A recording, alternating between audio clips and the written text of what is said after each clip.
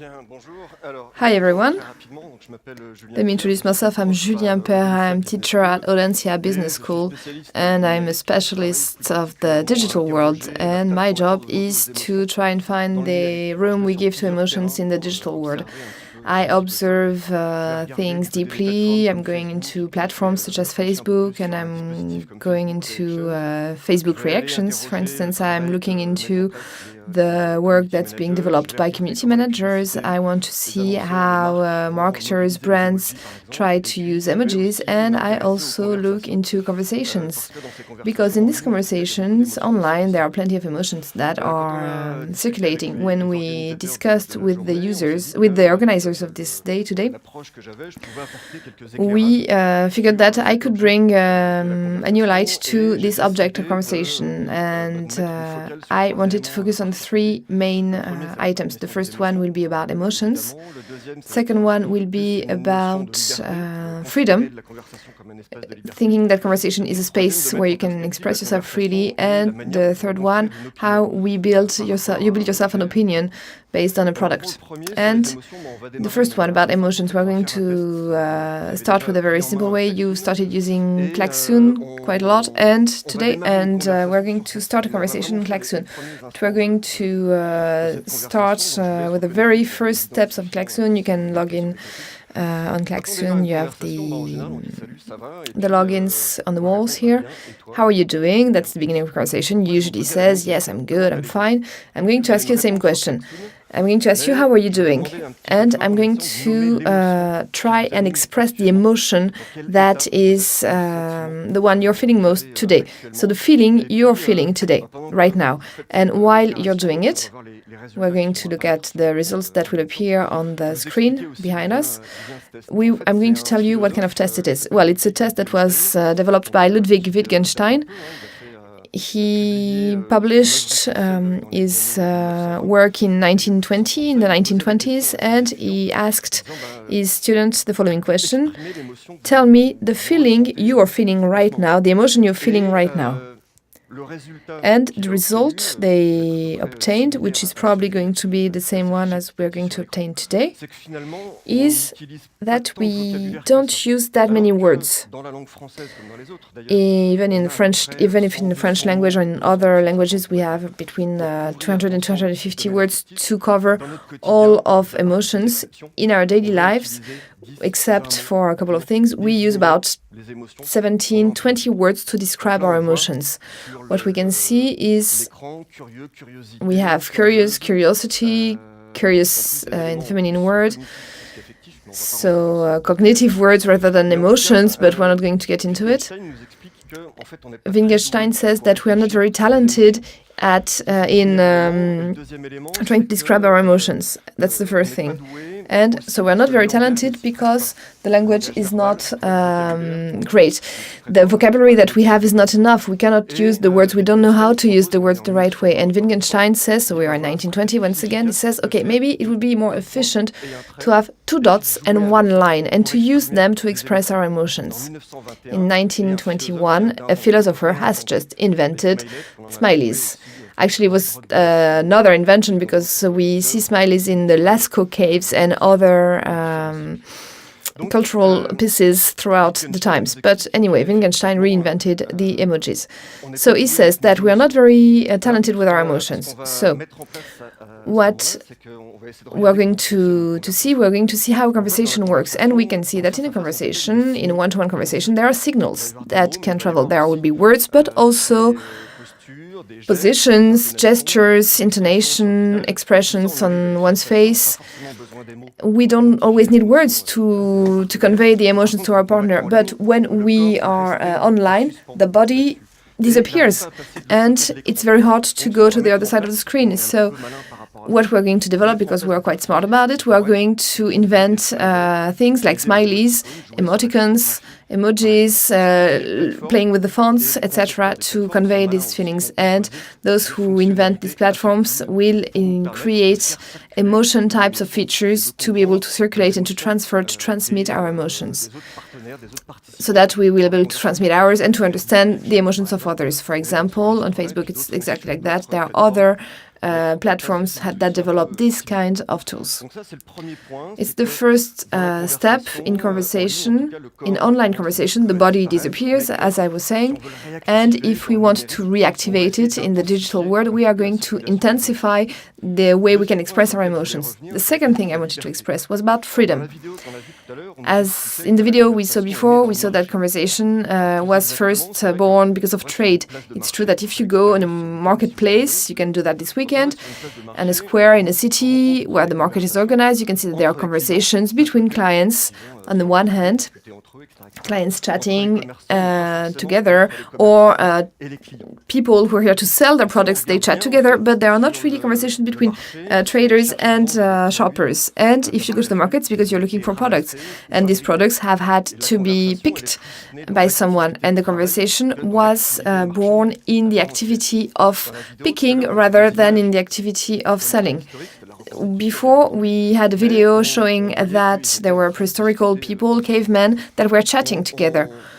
We know that today it's in this activity when the hunter goes hunting, when the gatherer goes picking, when a family is working on pieces of wood, we are chatting, we discuss, we tell things, we tell each other things.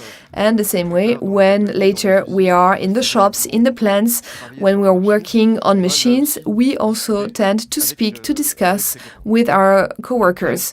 Then, that is related to the work job, then, so we chat because we work with our hands, and if we try to criticize it in other eras of the societies, in the 16th century, for instance, we have people who don't work because they have delegated, let's say, work to other part of the other social classes of the population. They have money, they have wealth, and so they do not need to work, and they're going to invent the art of conversation to keep busy. Basically, they develop puns, they use conversation to exchange news. This is not a history that I've invented, just such as Wittgenstein before. It's another philosopher, Gabriel Tarde, and he defines conversation.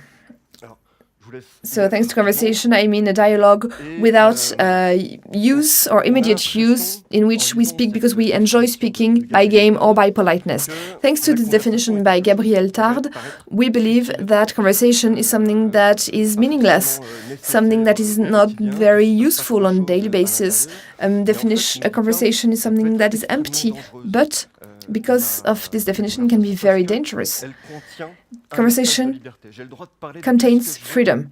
I can speak about whatever I want within a conversation. It can be very dangerous in a very different type of way. In terms of safety, for instance, if I'm at work, I start chatting with my coworkers, I might not focus as much as I should on my job, and then I could risk an accident. Then if I chat with my coworkers in different contexts, I'm less productive. It could be dangerous in terms of finances for the company. Then in terms of politics, if I start chatting with other people, if I start wondering about why we're chatting, what's wrong, what's new, for example, what would be a good topic to discuss, then I start criticizing. And why am I bored myself? Why are the other ones having fun? Why am I working when others are not working? What are my working conditions today? Could I improve them?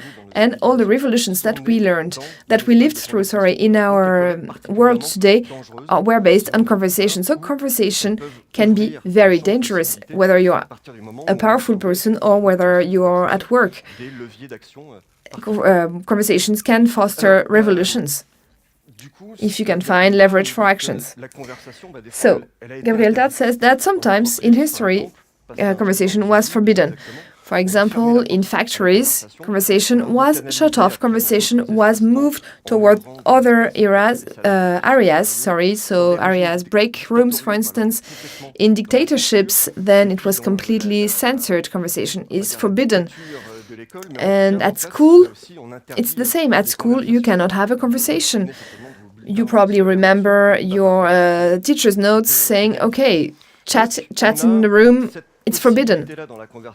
So we have this possibility in conversation to have a great space for freedom if you accept the risks.